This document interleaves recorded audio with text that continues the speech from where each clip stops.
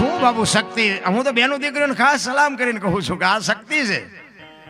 પણ અત્યારે જે શક્તિ જે ફેશનમાં દી ઉઠાડ્યો છે ને એ પીડા બહુ છે અમને. પણ કેવું કોને સારું, હજી ગામડામાં આપણી કંઈક મર્યાદા છે. બાકી સિટીમાં જે બાબુ આ દીકરીઓ, હું એવું કહેતો નથી, કારણ કે તો તમારા રૂપિયા છે, તમે વાપરો ને તમારે જે તમારી આબરૂ રે નો રે મને કાંઈ ફેર નથી પડતો. પણ કહેવાનો મારો અર્થ એ છે કે દીકરીઓ છે ને એ શક્તિ છે બાપુ. જ્યાં ધર્મ ધ્રુજો પુરુષ નથી પૂગી ગયો ને બાપુ, આ દેશની આબરૂ દીકરીઓ રાખી છે. તમે કહો તો હવાર સુધી દાખલા આપો. હવે એ દીકરી જો બાપુ ફેશન કરીને આ દેહના પ્રદર્શન કરે તો એમાં પરજા કેવી થાય બાપ?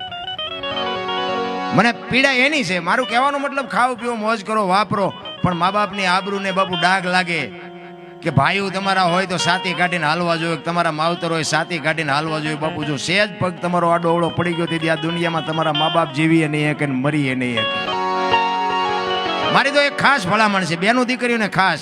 અને હું તો એમ કહું છું કે એક ઉદરમાં સંતાન હોય ને, સંતાન જન્મ થયા પહેલા એક વખત રામાયણ કે ગીતા હોરી જો એ દીકરીઓ નીકળી જાય તો બાપુ આભને ટેકો દે એવું સંતાન થાય. કોઈ દી સંતાન મોડું પાકે નહીં.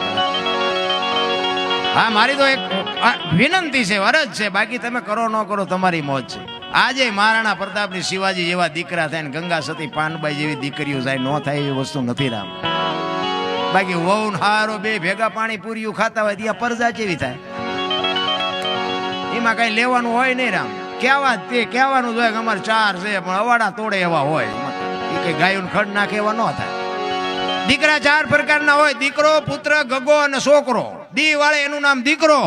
પૂનામના નરકમાંથી પિતૃતર્પણ કરી શ્રાદ્ધ કરી મા બાપનું તારણ કરે એનું નામ પુત્ર. ગામમાં કઈ ખરડો થતો હોય ગામમાં હું લખાવો છો ઉભારું મારી બાન પૂછતો હોય એનું નામ ગગો. અને સડી પહેરીને હુતળી બાંધીને બજારમાં કોથળીઓ તોડીને બઠ્ઠા પીડ્યા હોય એનું નામ છોકરો. જે કરતા હોય કરજો. ચિયાખાનામાં નામ છે એ જોઈ જોજો હવારે. હા, શેઠ સગાડ છે કોકનો દીકરો જલારામ હરિશ્ચંદ્ર બાપુ, એના મા બાપ તો હશે ને. કેવડી કમાણી છે આજ આખી દુનિયા બાપુ એની વાયા ગાણા ગાય છે બાપુ. કેવા મહાપુરુષો હશે. આપણે કોક ને કઈક સલાહ દઈએ તો હવે તે દી વાત તે દી નહીં કાય લાવીને ઉભું રહે રોતાય નહીં આવડે. કોને ખબર છે ક્યાં જવાનું છે? કોણ છો તમે? પહેલી વાત તો એક માણસનો અવતાર જ આટલું છે. ક્યાંથી આવ્યા છો, ક્યાં છો, ક્યાં જવાનું છે? આની માટે સંતનું બાપુ શરણું જોવે, સદગુરુનું શરણું જોવે. એમ નામ બાપુ આ કઈ સમજાય એવું નથી. મેં કીધું ને મેં ધોકા ફસાડી લીધા, આ તો સારું થયું મારે જડ્યો. બાકી મેં 22 વર્ષ ખટારો હાંક્યો. ખટારાનો ડ્રાઈવર તો 19મી કોમ ન કહેવાય. એને પાણી ભાઈ કોઈ આજ તમે હેઠા બેન સાંભળો છો ને મને આ ઉપર ચડાવ્યો છે. આ બાપુ કઈ કમાણી છે? આખું હિન્દુસ્તાન રખડીને બેઠો છું રામ. એકય રાજ્ય મારું જોયા વગરનું બાકી નથી. પણ મારો દેહ મેં હજી અભડાયો નથી. કોઈ એમ કે દરબારે દારૂ પીધું તો પરમાટે ખાધી દીધી 5 લાખની શરત મારીને આવજો મારી પાસે. મારું કુળ કયું, મારું ખાનદાન કયું, મારા મા બાપ કોણ? આનો પાવર ન હોય તો મરી જવાય. ભલા માણાનો અવતાર મળ્યો છે.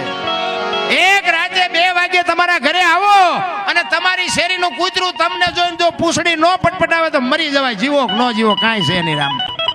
તમારી શેરીનું કૂતરું તમને નથી ઓળખતું. દુનિયા શું તમને ઓળખે ભલા માણા?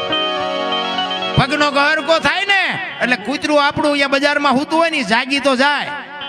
પણ આમ જાગીને જોવે કે આ તો લુખે છે, એને કોઈ દી બટકું રોટલો નથી નાખ્યો. હું પૂંછડી પટપટાવે ભલા માણા?